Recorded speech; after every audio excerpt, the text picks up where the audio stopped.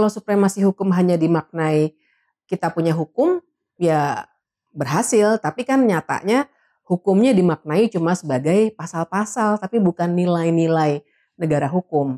Karena esensi demokrasi soal partisipasi itu dianggap menghambat para kekuasaan tadi, para elit yang ingin terus berkuasa. Jadi pinter-pinternya pemohon untuk masuknya dari peraturan KPU. Bahkan nggak usah ke mahkamah kakak, cukup ke mahkamah adik gitu.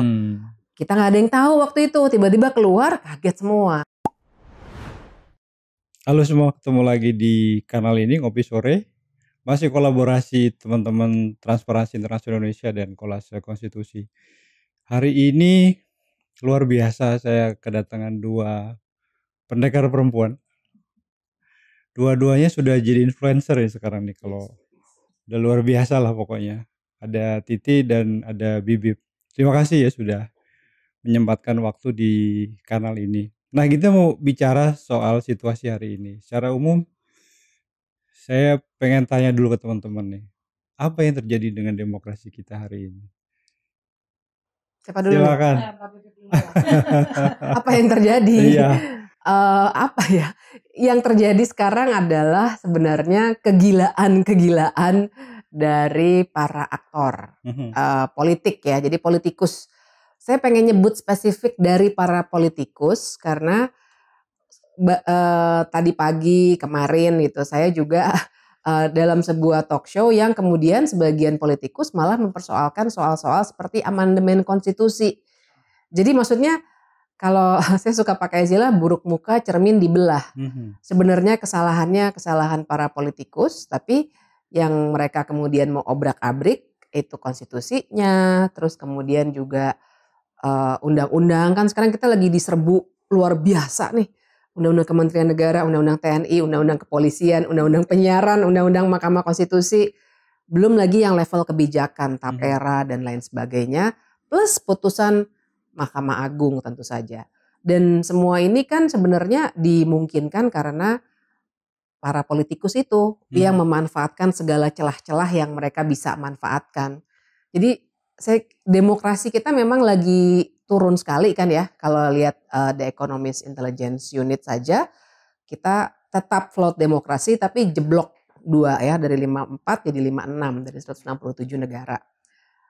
Dan dari situ kita mesti lihat sebenarnya apa yang membuat kerusakan-kerusakan demokrasi itu. Label flawed demokrasi kan atau demokrasi yang cacat bukan sekedar label, tapi itu semua ada parameternya. Ada indikatornya. Ada indikatornya dan itu yang sebenarnya sekarang tengah sudah ya tahun lalu, karena kan kalau baca indeks sih berarti kan itu yang terjadi tahun lalu. Saya kira tahun ini itu juga akan semakin buruk ya, walaupun saya nggak pengen ya, tapi bukannya saya nyumpahin, tapi saya kira melihat situasi hari-hari ini, saya kira bisa jadi nanti akan makin rusak nih ke depannya. Oke. Setuju kah, Titi? Iya, setuju banget dong. Tapi kalau saya ngeliat Mbak, lebih kepada demokrasi kita ini sekarang sedang betul-betul dipertontonkan sebagai alat kekuasaan. Jadi demokrasi dieksploitasi secara maksimal sebagai alat kekuasaan.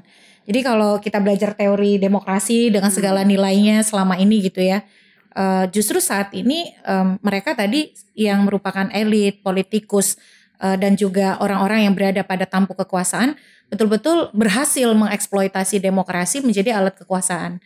Dan bagaimana kemudian mereka dengan kekuasaan yang ada padanya dan kemudian demokrasi yang diklaim digunakan sebagai sebuah sistem itu terus melanggengkan dan memperkokoh kekuasaan. Jadi demokrasi disukai sebagai sebuah proses, sebagai sebuah prosedur dengan instrumennya namanya pemilu begitu. Yeah. Jadi sebagai sebuah prosedur, sebagai sebuah proses dia dilakukan, disukai, tetapi kemudian esensinya itu jangan ditanya gitu. Karena dia sekedar dijadikan sebagai instrumen eksploitasi untuk kekuasaan dan itulah yang melahirkan ya tadi pemilunya ada, tetapi ritual. Nah. Produknya tidak berimplikasi tidak berimplikasi balik kepada tujuan dari kenapa kita berdemokrasi kan. Sebenarnya demokrasi itu kan sistem nilai. Dia ada kejujuran, keadilan, transparansi, akuntabilitas, anti korupsi gitu ya, kebebasan tentu saja. karena dia sistem nilai kan dia harus dijaga oleh sistem hukum. Nah kita nih sekarang sistem nilainya tidak dipraktikkan, hukumnya tidak bekerja untuk kemudian menjaga supaya dia tidak tergelincir. Ya jadilah akhirnya dia menjadi alat eksploitasi kekuasaan tadi. Artinya itu juga termasuk ke dinasti politik ya, yang dinasti politik tuh bukan Asian values ya. Bukan Asian value ya. Iya betul. Kalau Asian value itu makan pakai tangan kan, makan Padang enak banget ya. Asian value. Kayaknya menghina banget ya kita orang Asia. Nah tapi apa yang terjadi sebetulnya kalau kita track back ya. Sebetulnya reformasi itu kan cita-cita kita bersama untuk lebih baik dari era sebelumnya ya, atau rejim Orde Baru. Tapi justru setelah 25 tahun reformasi kalau saya tidak salah catat, atau mungkin sekitar 23, 24. 26. Enggak, sebelum mulainya. Iya. Mulainya tatanan ini mulai rusak gitu. Justru ketika kita sudah lebih dari 20 tahun lah reformasi gitu. Kok kayaknya kalau tadi Bibi bilang ini kita lebih setback nih jadinya gitu. Nah sebetulnya gimana sih cara menjelaskannya secara lebih masuk akal gitu ya? Cara menjelaskan setbacknya atau penyebabnya nih? Iya bisa dua-duanya. Iya, tapi memang sih cara menjelaskan setback itu penting ya, terutama buat Gen Z yang sekarang lagi hits banget dibicarakan, dikit-dikit Gen Z, dikit-dikit Gen Z. Tapi itu betul. Karena barangkali bagi mereka yang tidak merasakan, saya besarnya di masa Orde Baru, jadi saya merasakan betul. Ini memang sudah setback dalam arti sistem ketatanegaraannya. Kalau misalnya orang masih membanding-bandingin, dulu Soeharto gini, kita tidak membandingkan suasana gitu ya, karena suasana pasti berubah. Dulu nggak ada internet, sekarang ada internet misalnya gitu kan. Tapi kita perhatikan sistemnya. Jadi waktu 98 itu kita tolak rame-rame kan, kita hitung aja semua deh KKN. Sekarang nepotismenya balik, korupsinya apalagi ya dengan bahkan KPK ada TAP MPR dulu ya, pasca reformasi kan ada TAP MPR. Ada TAP MPR yang kemudian juga jadi undang-undang tentang penyelenggaraan negara yang bersih dan bebas KKN. Itu sebenarnya definisi nepotisme ada tuh, cuma memang kurang operasional ya, jadi belum bisa kepake sampai sekarang. Padahal menurut saya Pak Jokowi sudah bisa kena undang-undang itu dan ada pidananya. Kemudian waktu itu juga bicara dui fungsi ABRI. Ya. Nah, ABRI kembali ke barak. ABRI kembali ke barak gitu. Memang sih ABRI-nya pecah. Maksudnya berhasil untuk dipisahkan, memang begitu seharusnya polisi dengan tentara. Tapi kan sekarang lihat RUU yang lagi diusahakan. RUU TNI mau menambah jumlah jabatan sipil yang bisa diduduki oleh tentara misalnya begitu. Kemudian waktu itu juga ada adili Soeharto dan kroni-kroninya. Gak pernah diadili Soeharto sampai meninggal dunia. Bukannya prosesnya jalan ya? Enggak. SP3. Ada satu kasus perdatanya untuk Yayasan Super Semar, tapi itu juga enggak dieksekusi. Tapi pidananya sebenarnya enggak jalan karena dihentikan. Dan ada beberapa lagi ya, otonomi daerah ya, yang juga sebenarnya setback loh, terutama setelah Undang-Undang Cipta Kerja. Jadi ini kita mundur-mundur semua. Ada supremasi hukum juga. Tapi saya harus bilang kalau supremasi hukum hanya dimaknai kita punya hukum, ya berhasil. Tapi kan nyatanya hukumnya dimaknai cuma sebagai pasal-pasal, tapi bukan nilai-nilai negara hukum. Jadi setbacknya menurut saya di situ. Dan benar-benar direncanakan, saya melihat ini sebagai desain, mau balik lagi tuh. Makanya tadi ada revisi Undang-Undang TNI, revisi Undang-Undang MK, hakim-hakim juga mau dikontrol gitu ya. Jadi saya kira itu yang sekarang ini tengah terjadi, dan penyebabnya kalau seperti sebenarnya menyambung dengan apa yang tadi Titi dan saya sendiri sampaikan, karena kita memang terlalu fokus pada institusi-institusi. Kita tidak merombak atau bukan merombak sih, tapi paling tidak menganalisis ini aktornya gimana nih yang di dalam partai politik maupun ya aktor politik secara umum yang akhirnya masuk dan membajak institusi yang sebenarnya sudah kita bangun dengan susah payah gitu ya. Betul, nah sepertinya itu tuh yang sekarang ini tengah terjadi dan mesti kita bongkar. Gimana tuh? Ya nambahin ya, termasuk ini kan salah satu ini dari sisi aspek politik ya, politik demokrasi. Kita bicara otonomi daerah. semangatnya kan itu. Tetapi banyak sekali instrumen hukum yang justru mengambil alih kewenangan daerah itu. Karena ternyata deliberasi kemudian distribusi kewenangan itu dianggap hambatan. Hambatan terhadap apa? Hambatan terhadap kekuasaan. Sehingga proses misalnya kepemimpinan daerah, lalu kemudian kewenangan daerah itu dianggap mempersulit gitu. Karena kan dia membutuhkan deliberasi, dialog gitu ya. Termasuk juga partisipasi masyarakat itu semakin kesini semakin dianggap sesuatu yang mempersulit. Makanya lahirlah fast track legislation. Ya, lalu kemudian kebijakan-kebijakan yang tidak dikonsultasikan kepada masyarakat. Karena esensi demokrasi soal partisipasi itu dianggap menghambat para kekuasaan tadi, para elit yang ingin terus berkuasa. Itu sangat nyata sekali tuh. Otonomi daerah kita makin kesini, kewenangan-kewenangan daerah makin dilucuti secara sektoral. Baik undang-undang Ciptaker ataupun undang-undang lain. Yang kedua dari sisi politik, itu politik kita makin tersentralisasi loh. Contoh di pilkada nih, karena kita mau masuk ke pilkada ya. Iya, betul. Kita pilkada 37 gubernur, 508 bupati wali kota. Tapi tahu nggak, untuk menjadi wali kota di suatu kota atau bupati di suatu kabupaten, itu harus dapat rekom partai dari 3 layer. Dapat rekom dari tingkat pengurus kabupaten kotanya, Kalau wajib. dia calon bupati. Kalau calon bupati wali kota. Yang kedua, rekom juga dari provinsi.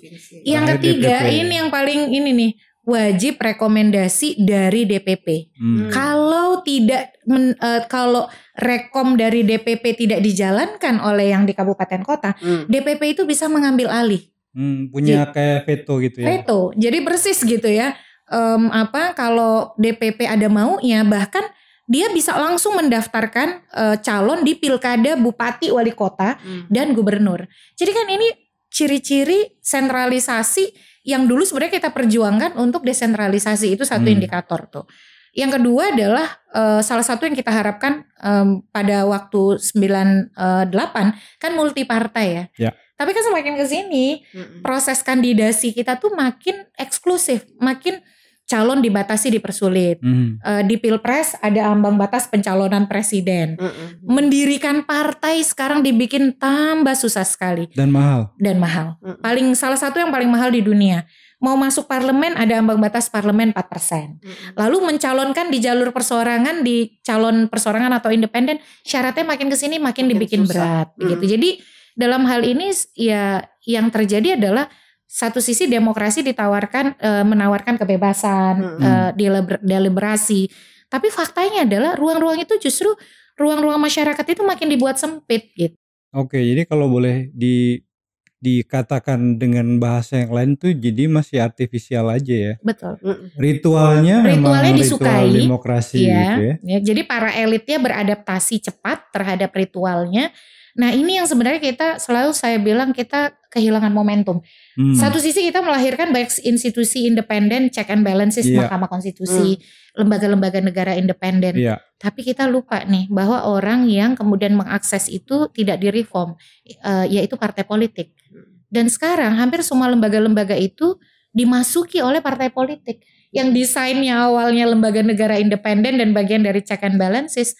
Tapi justru sekarang tidak ada yang tidak diakses oleh partai politik, sementara reformasi partai politik kita bisa dikatakan jalan di tempat. Termasuk ormas gak itu? Ya kooptasi terhadap ormas pasti. Oke. Nah sekarang yang lagi... Karena ormasnya perpanjangan tangan partai juga. Bahkan sampai ke tambang sekarang. Oke, nah sekarang kita hari-hari ini kan lagi di lini masa sosial media, digital platform tuh lagi ramai dengan keputusan MA ya. Atau orang banyak memplesetkan jadi Mahkamah Adik nih. Sebenarnya apa sih yang terjadi dengan atau salahnya di mana? Sebagai orang awam saya bertanya nih.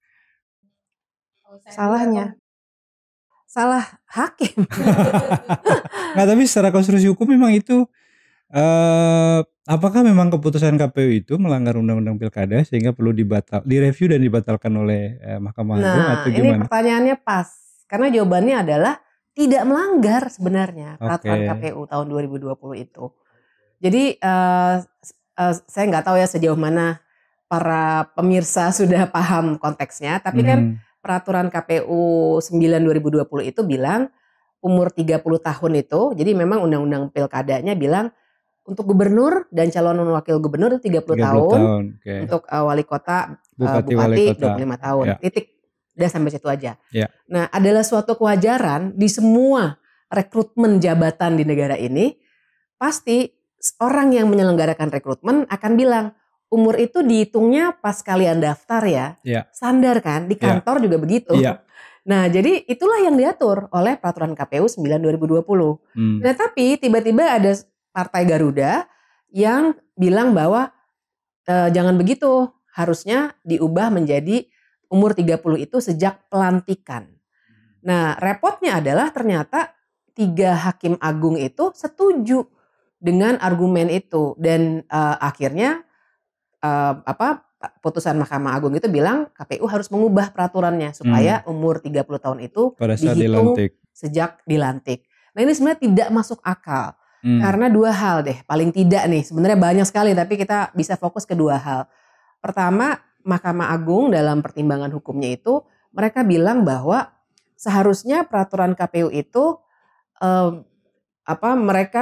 KPU harus melihatnya tuh forward looking gitu, harus melihat jabatannya bahwa umur itu harusnya dihitung sejak pelantikan karena UUD 45 melihat jabatan dalam keseluruhan. Nah, dari situ aja kita bisa nilai ngapain Mahkamah Agung membicarakan UUD 1945. Ini yang dibicarakan, yang harusnya dinilai adalah apakah peraturan KPU-nya sesuai dengan Undang-Undang Pilkada atau tidak. Nah, tapi yang sesuai kedua dengan kewenangannya Mahkamah Agung. Sesuai kewenangannya, berhenti di situ aja gitu. Dan yang kedua tuh ya yang tadi saya kira ini logika mendasar sekali ya. Memang KPU yang harus mereka urusi adalah urusan pendaftarannya dan juga pemilunya. Pelantikan bahkan itu urusan presiden, bukan KPU lagi. Jadi sudah selayaknya lah, dan sama untuk untuk pilpres, untuk pileg, untuk rekrutmen apapun, KPK kah, Bank Indonesia kah, yang namanya umur pasti dihitung pada saat pendaftaran. Nah, tiba-tiba dibilangnya pas pelantikan. Jadi akhirnya begitulah yang diputus oleh Mahkamah Agung yang kita semua bisa kritik. Dan ya kita lihat saja nanti apakah akan dijalankan atau tidak oleh KPU. Oleh KPU. Menurut saya sih tidak usah dijalankan itu ya, karena memang ngaco putusan itu. Tapi memang repotnya adalah makanya saya bilang saya nggak punya diksi yang lebih sopan selain culas. Culas menurut saya, karena kalau dibilang ini putusan MA benar nggak ya dari aspek kewenangan bahwa MA bisa mereview peraturan KPU, benar. Bahwa bagian itu memang bisa diperiksa, benar. Nah, tapi kan culasnya begitu. Jadi pinter-pinternya pemohon untuk masuknya dari peraturan KPU. Bahkan nggak usah ke mahkamah kakak, cukup ke mahkamah adik gitu. Kita nggak ada yang tahu waktu itu, tiba-tiba keluar kaget semua gitu. Jadi ya itulah, lagi-lagi kita melihat sebuah keculasan karena bermain di prosedur hukum. Sehingga seakan-akan legal dan baik-baik saja. Bahkan ada yang mendukung, katanya itu progresif. Tapi sebenarnya itu ngaco, dilihat secara esensi ya. Nilai-nilai demokrasi. Gitu. Oke, gimana Ti? Nah ini putusan MA ini kan memang problematik ya. Karena kenapa? Kalau saya mungkin mau bicara dari sisi putusannya aja tuh ada 2 versi. Walaupun yang disebut adalah versi yang diunggah terakhir dengan logo Mahkamah Agung. Jadi saya baca tuh 2 putusan itu, yang satu majelisnya tuh ada beda. Yang satu melibatkan, majelisnya tuh ada 1 orang yang berganti antara putusan yang pertama kali beredar dengan putusan yang terakhir. Yang kedua, di putusan yang terakhir tuh ada dissenting opinionnya. Nah, di putusan yang pertama tuh tidak ada. Pertanyaannya, putusan yang pertama yang beredar dengan majelis yang berbeda dan tidak ada dissenting opinion tuh siapa yang mendapatkan, siapa yang mengakses gitu ya. Kenapa bisa ada 2? Bagi saya sih itu juga sesuatu yang mengindikasikan jangan sampai kemudian kepentingan politik praktis difasilitasi oleh pengadilan gitu. Lalu kemudian ramai akhirnya berusaha untuk mengantisipasi gitu ya, atau melakukan pembenaran. Itu yang pertama. Yang kedua, Mahkamah Agung tuh unik karena dia mengatakan bahwa peraturan KPU di pasal 4 ayat 1 huruf D itu yang mengukur bahwa usia itu, jadi dia hitungnya Mbak, itu pada saat penetapan sebagai pasangan calon. Jadi kan di dalam proses pencalonan itu ada fase-fasenya ya. Iya. Dia bilang begini, itu menimbulkan ketidakpastian hukum dan ketidakadilan. Karena kenapa? Ternyata setelah ditelusuri ke belakang, KPU tuh pernah membuat kebijakan usia itu dihitung 30 atau 25-nya, 30 kan untuk tingkat provinsi ya, 25 kabupaten kota, itu saat pendaftaran. Nah kata dia ada inkonsistensi, padahal peraturan KPU 13 2010 itu undang-undangnya yang lama, Beda, Undang-Undang 32 2004 yang sudah diubah dengan Undang-Undang 12 2008. Yang terakhir yang peraturan KPU yang usia saat penetapan pasangan calon itu dengan undang-undang untuk pilkada serentak yang sudah diberlakukan peraturan itu sejak 2017 konsisten 2017 18 2017 18 2020. Berarti kan selalu konsisten ya diterapkan. Dan KPU tuh sebenarnya berusaha justru meningkatkan kadar kepastian hukum dan menjangkau lebih banyak orang. Karena kenapa? Karena kalau pendaftaran calon, pendaftaran itu kan beberapa hari ya. Pendaftaran itu biasanya sampai 3 hari. Dan ada yang sampai 7 hari pada waktu itu. Berarti kan usianya beda-beda tuh. Ada yang di hari pertama, hari kedua, hari ketiga gitu. Nah akhirnya oleh KPU, tanggal penetapan sebagai pasangan calon tuh standar. Cuman 1 hari ketika penetapan paslon. Di 2024 sebagai ilustrasi, penetapan pasangan calon itu seseorang menjadi pasangan calon, ini bicara syarat calon loh. Syarat menjadi calon di undang-undang itu. Ya pasti syarat calon dong. Judulnya aja begitu kan. Betul. Jadi calon gubernur, wakil gubernur, bupati, wali kota, wakil bupati, wali kota memenuhi syarat sebagaimana berikut. Nah, di undang-undangnya itu diatur di pasal 7 ayat 2 huruf E.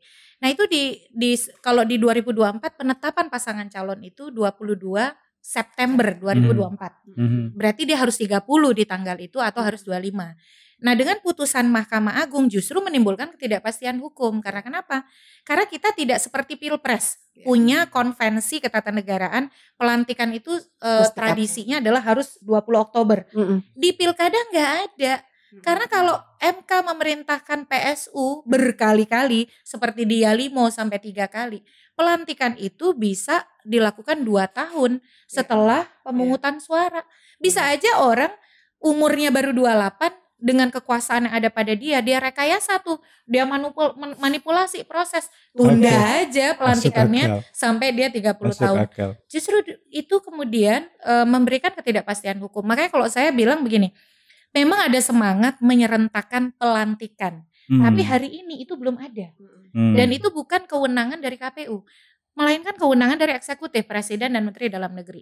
Jadi satu sisi saya ngambil jalan tengah nih, karena saya pernah dikecewakan oleh KPU yang tidak melaksanakan putusan MA soal keterwakilan perempuan, walaupun kemudian dikoreksi oleh Mahkamah Konstitusi, dampaknya luar biasa nih. Mungkin kita harus berpikir nih Mbak, menagih kerugian keuangan negara akibat kesengajaan menyimpangi undang-undang, betul nggak? Karena dia tidak memenuhi keterwakilan perempuan, Dapil 6 Gorontalo kan PSU tuh di semua TPS. Nah karena hal itu makanya saya lebih mengambil jalan tengah. Oke, kita hormati, tapi dia memang tidak applicable untuk 2024. Karena sudah masuk tahapan. Betul, dan tahapan hari ini walaupun pendaftaran calon nanti baru 27 Agustus, tapi bakal pasangan calon perseorangan sudah menyerahkan syarat dukungan sejak 5 Mei 2024. Orang kan menyerahkan syarat dukungan tidak seperti ngumpulin kacang goreng. Pasti dia menyiapkan ketika KPU merilis tahapan jadwal itu di bulan Januari, dia jadi tahu penyerahan syarat dukungan itu 5 Mei. Pasti dia bekerja sejak lama karena berkaitan dengan formulir dan lain sebagainya yang harus dipenuhi. Jadi kalau diimplementasikan sekarang, kita akan membuat pemilu kita karut-marut dan betul-betul pemilu sesuai selera. Jadi sama sekali tidak punya aturan main yang terukur. Kalau Mbak Bivitri suka bicara soal autokratik legalism, hukum diciptakan untuk kepentingan kekuasaan, ini hukumnya justru malah kacau balau begitu kalau diberlakukan. Jadi saya menilai ya putusan Mahkamah Agung boleh saja, tapi dia rasionalitas hukumnya tidak mungkin diberlakukan di 2024. Kalau diberlakukan di 2024 maka sudah bisa dipastikan itu memang settingan untuk kekuasaan. Tapi ada upaya hukum lain nggak yang bisa kita lakukan untuk katakanlah mungkin menganulir atau dalam tanda petik melawan putusan Mahkamah Agung itu? Ya kalau saya sih merasa satu ya, memang tidak bisa diimplementasikan di 2024. Tapi kan mereka selalu punya 1001 skenario. Ya kalau dari sisi implementasi, dari sisi teknis kepemiluan ya tata kelola pemilu, ini putusan memang tidak relevan untuk 2024. Tapi upaya hukum yang bisa dilakukan, ini kita jalur normal ya, kan situasinya kata Mbak Bibip abnormal. Jalur normal itu kalau pembentuk undang-undang kemudian menegaskan apa yang dimaknai sebagai calon, ya dia akan kemudian menganulir karena kan ini menguji peraturan KPU terhadap undang-undang. Atau yang kedua, tapi ini saya kurang suka sebenarnya karena kita akhirnya melakukan yudisialisasi politik untuk kemudian menjawab sesuatu yang sebenarnya nggak harus begitu. Kalau ada yang pergi ke Mahkamah Konstitusi dan meminta tafsir apa yang dimaksud sebagai calon gitu ya, dan kemudian dinyatakan calon itu adalah bukan ketika orang dilantik, kalau orang dilantik persyaratan calon terpilih dong. Betul. Bukan persyaratan calon gitu. Ya, tetapi harusnya itu nggak harus dilakukan. Masa sih kita sedikit-sedikit untuk hal yang sebenarnya ranah eksekutorial itu harus ke Mahkamah Konstitusi, dan itu akhirnya yang membuka celah politisasi pengadilan karena orang meminta legitimasi terus ke sana. Oke. Tapi memang nggak ada banding, nggak ada kasasi. Jadi memang udah selesai sebenarnya. Yang kita alternatif tadi itu sebenarnya seperti jalan keluar yang terpaksa mungkin harus diambil gitu. Bersiasat ya. Iya betul siasat aja gitu. Tapi saya setuju dengan Titi supaya ini diabaikan aja oleh KPU ya. Dan kalau misalnya KPU maksa menjalankan ini, kita boleh pertanyakan kenapa Anda waktu putusan Mahkamah Agung juga, judicial review juga, peraturan KPU tentang keterwakilan perempuan, Anda tidak jalankan, sekarang yang ini mau Anda jalankan. Cherry pickingnya itu kelihatan sekali. Jadi kalau formalnya mungkin agak bersiasat sedikit, tapi informalnya kita mesti suarakan nih. Anda jangan jalankan ini, kalau enggak berarti Anda betul-betul tidak punya sense pelayanan publiknya dan untuk melayani pemilu yang termasuk pilkada ya, yang luber jurdil itu tidak ada gitu. Nah, ngomong-ngomong menyuarakan, nanti kan kita perlu menggalang dukungan ya. Nah, saya lagi bertanya nih bagaimana cara menjelaskan kepada khalayak luas ya. Apalagi tadi Bibi bilang dominasi sekarang kan di Gen Z ya. Sebetulnya kan kita mengalami kerugian ya yang luar biasa ya dengan tadi setback, situasi politik dengan penuh keculasan. Nah, tapi ini kan nggak material nih. Kerugiannya. Nah, gimana menurut teman-teman tuh apa yang sebaiknya dilakukan? Mungkin yang material adalah cara-cara teman-teman anti korupsi untuk menunjukkan bahwa kerusakan-kerusakan, walaupun kita bisa perdebatkan ya istilahnya kan populisme hukum gitu. Oh ini soal tambang timah nih 300 triliun ternyata kerugian kita semua. Orang marah gitu. Nah sebenarnya di level, karena kita bicara pilkada, di level daerah itu misalnya bahwa sebagian Sumatera bagian selatan mati lampu selama berapa jam? 2 hari ya. Itu kan salah satu yang sebenarnya tanggung jawab pemerintah. Kita bisa perdebatkan ini PLN ya, tapi ini adalah orang-orang yang hasil coblosan kita loh gitu. Atau ada yang influencer yang berenang di jalanan yang bolong tuh. Jalanan bolong, atau ibu-ibu yang meninggal di tengah jalan karena mau melahirkan tapi jalanannya rusak. Nah public itu semua service ya artinya ya. Public service. Itu semua sebenarnya kan tanggung jawab pemerintah.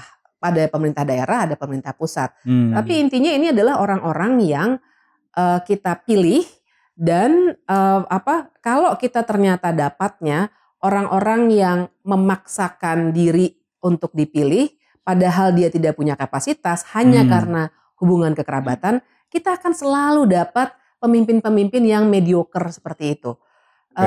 Mediocre ya, karena maksudnya mereka nggak tahu bahkan jalanan harus diperbaiki aja atau lampu jalanan, sesederhana lampu jalanan. Kalau malam perempuan jalan sendirian terus ada kekerasan seksual, itu sebenarnya kita bisa gugat pemerintah daerah yang gagal memberikan penerangan. Kalau nggak salah di Bandung kan juga ribut ya soal itu. Nah jadi barangkali yang kita harus konkretkan di situnya bahwa orang yang akan kita pilih itu akan punya dampak pada kehidupan kita sehari-hari. Yang lagi rame juga misalnya saya baru baca tadi di media sosial. Tangerang Selatan itu tempatnya Titi nih. Tangerang Selatan misalnya. Itu kan juga dinasti politik ya. Saya kira ini udah rahasia umum deh. Gak usah dibicarakan lagi juga semua udah tahu. Tapi ini nggak cuma Tangerang Selatan loh. Kayaknya semua yang selatan ya Mbak. Sumatera Selatan, Tangerang Selatan, Sulawesi Selatan. Kemarin saya minggu lalu saya dari Kediri, persis kayak gitu juga, dinasti politik. Nah tapi yang saya baca artikelnya itu, mereka sibuk membangun dinasti politik, tapi penanganan sampah di Tangerang Selatan, polusi udara yang juga tinggi sekali loh kadang-kadang. Karena orang tua saya di Tangerang Selatan juga ya, jadi saya sering sedih gitu ya ngelihat polusi udara yang terlalu tinggi. Kan akibatnya itu, ketika dinasti politik sibuk dibangun, kecenderungannya biasanya juga ada tindak pidana korupsi. Nah dampaknya adalah pelayanan publiknya itu nggak ada. Sesederhana mengelola sampah dan polusi udara. Nah itu contoh konkretnya. Saya yakin nanti bisa dikuantifikasi lagi sama teman-teman anti korupsi. Oke. Iya, saya setuju ya sama Mbak Bibip bahwa kita itu memang dengan pengalaman nih, karena saya punya anak juga Gen Z. Jadi pendekatan kita tuh memang harus ilustratif. Jadi dia tuh menjadi lebih konkret ketika menggambarkan sesuatu. Nah selama ini kecenderungan kita adalah mobilisasi. Pergi ke TPS karena itu tanggung jawab sebagai warga negara. Nah disitulah ada keterputusan pesan begitu ya. Jadi dampak apa yang, jadi seolah-olah semuanya itu dibawa kepada hal-hal yang moralitas. Tapi kemudian dia terlepas dari dampak yang akan dirasakan oleh publik. Dalam kehidupan sehari-hari. Betul, dalam kehidupan sehari-hari. Karena sebenarnya kan proses pemilu itu, saya beberapa, kalau saya menemui misalnya politisi perempuan di sejumlah negara, selalu mereka berangkat untuk terlibat di politik itu untuk menyelesaikan persoalan di kehidupan dia kesehari-hari. Contoh, ketika dia menjadi anggota dewan sekolah, karena di sana dewan sekolah misalnya dipilih, itu karena persoalan UKT yang mahal di sekolah. Kalau sekarang kan bahasanya ya UKT ya kalau di kampus, kalau di sekolah tuh SPP. Jadi politik itu ya soal keseharian. Nah, hubungan yang ilustratif, yang konkret itu yang pesannya sering terputus ketika kita bicara apapun itu yang berkaitan dengan partisipasi masyarakat untuk lebih peduli pada pemilu dan demokrasi kita.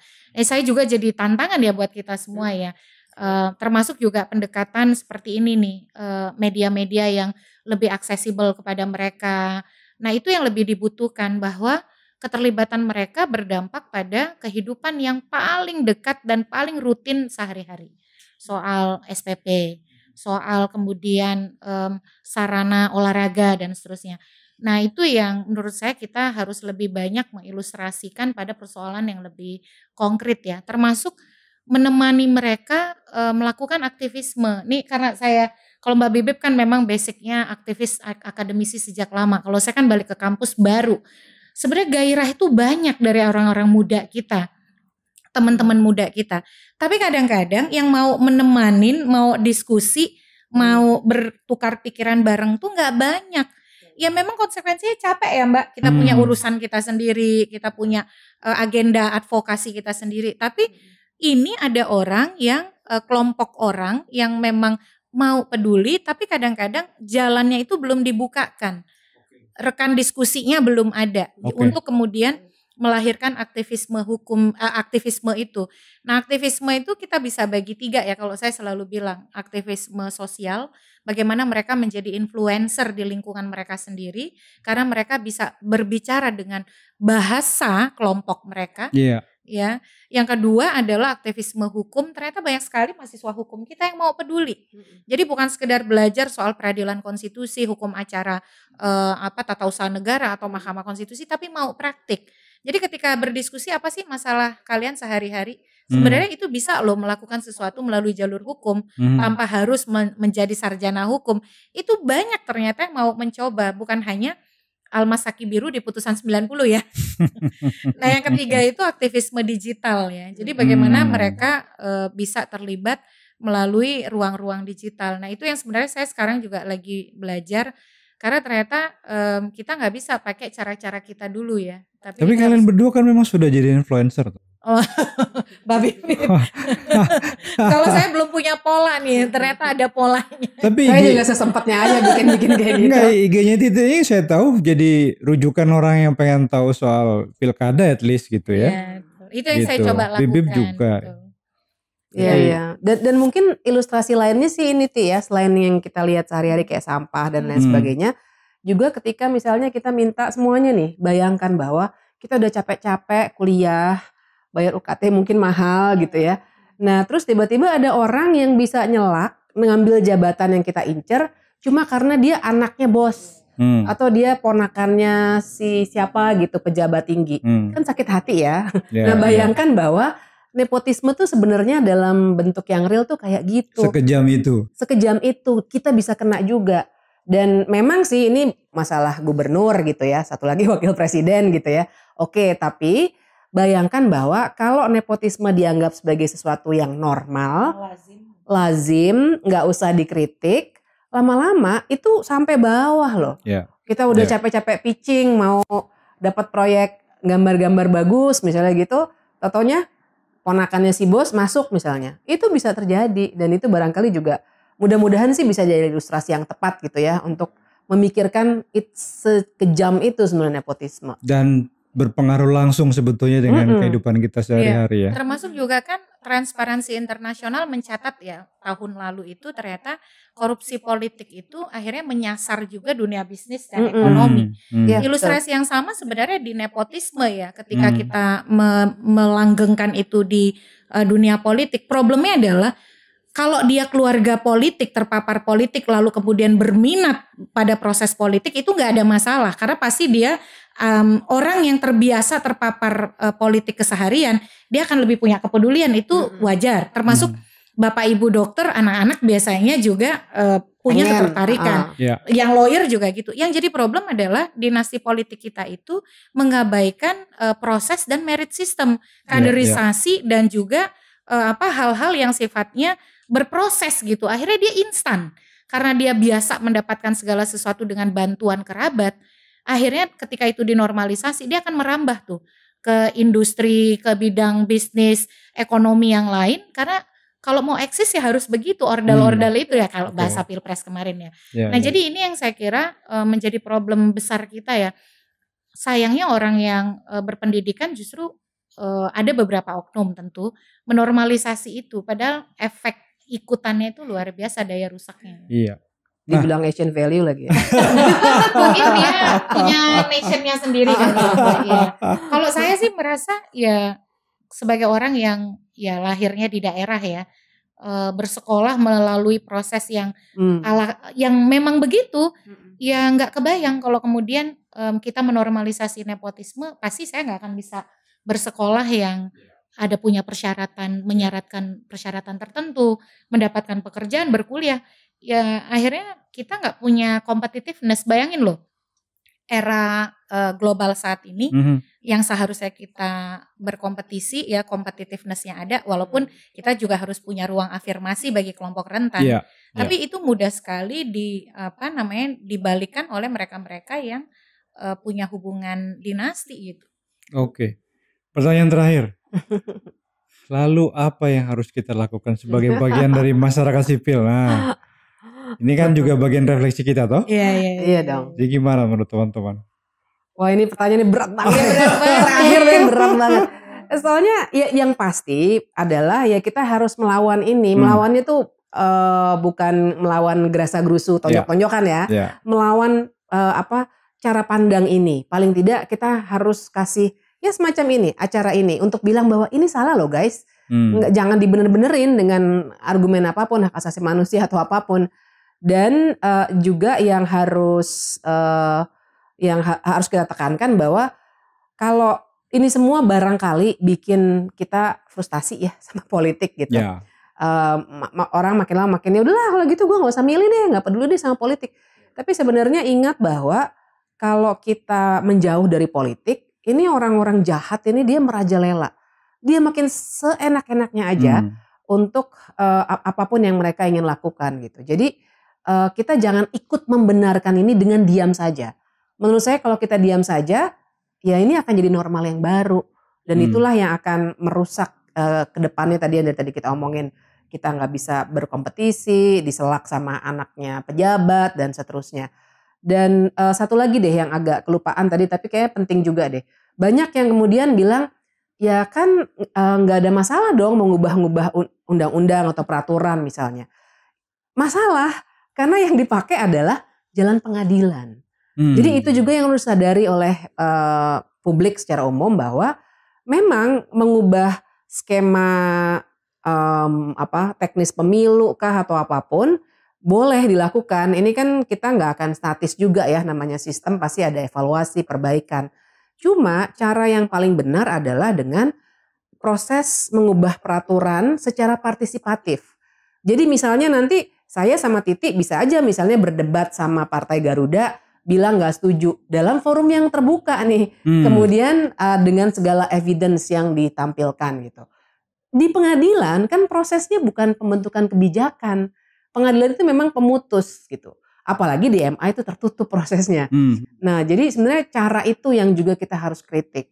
Jadi yang harus dilakukan terkait dengan itu adalah ya pertama-tama pasti kita mesti bongkar dulu nih semua ketidaklaziman, kerusakan dan cara-cara culas untuk memanfaatkan pengadilan untuk membengkok-bengkokkan hukum supaya ini nanti tidak terjadi lagi. Terus yang kedua pasti boleh kalau lagi agak lemes gitu ya, lagi agak gitu frustasi sedikit gitu ya, kena mental. Tapi jangan lama-lama deh, mendingan sayang nanti mereka keburu makin merajalela dan udah merusak semua gitu. Dan yang ketiga sih kalau buat saya yang jelas gini, kita tuh kalau yang bikin frustasi kan seringkali karena mikirnya besok harus benar. Nah padahal demokrasi itu proses dan gak akan, bahkan 5 tahun pun saya yakin gak akan selesai semua persoalan ini. Jadi ini harus kita jalani. Jadi jangan berpikir bahwa percuma deh saya tadi istilahnya Titi melakukan aktivisme sosial dan lain sebagainya, tahun depan juga masih gini. Ya memang, tapi begitulah kita berproses dalam politik. Jadi sabar, gak ada yang instan. Yang instan tuh kayak mie instan ya, pasti sebentar aja kenyangnya, terus udah gitu lapar lagi gitu. Bahkan bikin mie instan pun butuh waktu. Ada prosesnya. Ada proses. Jadi memang harus ditempuh gitu. Oke. Ya kalau saya sih karena menekuni isu pemilu tuh kan udah lama banget ya, tahun 99. Jadi kalau boleh refleksikan, yang sebenarnya kita butuhkan tuh 3 ya. Konsistensi, kesabaran, dan selalu tidak pernah capek untuk berjejaring. Karena kita tuh ternyata dulu ya ini tuh sama seperti kayak demokrasi, kan dia sebuah siklus ya. Kalau kata Polybios tuh kalau kita nggak pinter-pinter ngejaga, kita akan tergelincir nih, jadi autokrasi gitu. Nah sama seperti bergerakan gitu. Godaan terbesar adalah justru teman-teman sendiri yang memilih langkah di luar kita. Yang dulu adalah kawan seiring. Betul. Jadi makanya konsistensi ya. Selalu dibutuhkan orang-orang yang mau konsisten. Bukan dalam artian kok dia lagi. Bukan, karena memang ya inilah jalan yang memang harus dijaga gitu. Dan yang berikut ya, kita harus terus meluaskan ini. Kalau dulu mungkin jejaring kita terbatas pada gerakan masyarakat sipil. Nah ternyata gerakan mahasiswa gak boleh ditinggal. Gitu. Karena jangan lupa tuh, reformasi berangkat dari situ, dan ternyata semakin kesini tuh saya belajar harapan tuh masih ada. Cuman ya tadi, kita perlu lebih banyak yang menemani gitu. Berjalan bareng. Saya ngerasa dejavu nih, kayak refleksi gerakan mahasiswa. Nggak, karena ternyata metode-metode lama itu masih tetap relevan ya, tadi Titi sama sampaikan. Karena kita ini lagi diuji loh Mas Danar sama elit kita. Mereka itu beradaptasi dengan sangat cepat. Dengan reformasi, demokrasi, eksistensi berbagai institusi demokrasi yang dihasilkan. Dan mereka dengan segala sumber daya yang mereka punya, dan ternyata juga kan mereka tuh tidak terlalu dievaluasi dan dihukum secara sepadan ya atas perbuatan mereka di masa lalu. Dan mereka masih memiliki sumber daya yang besar. Jadi mereka tuh melihat kita, saya perhatikan nih, how low you can go gitu. Seberapa melarat, seberapa susah, seberapa menderita kamu bisa bertahan. Dan digodanya itu dengan banyak cara, jabatan di pemerintahan, lalu akses kepada informasi yang dibatasi, doxing, lalu pelibatan pembuatan kebijakan yang ditinggalkan. Ya tinggal sekarang ya kita mau seperti apa meresponnya. Sip. Terima kasih banyak Bibip, Titi. Saya rasanya di-refresh lagi dan tentu kuliah lagi ya. Banyak ilmu baru yang saya dapat. Sekali lagi terima kasih, sehat-sehat terus. Karena PR kita masih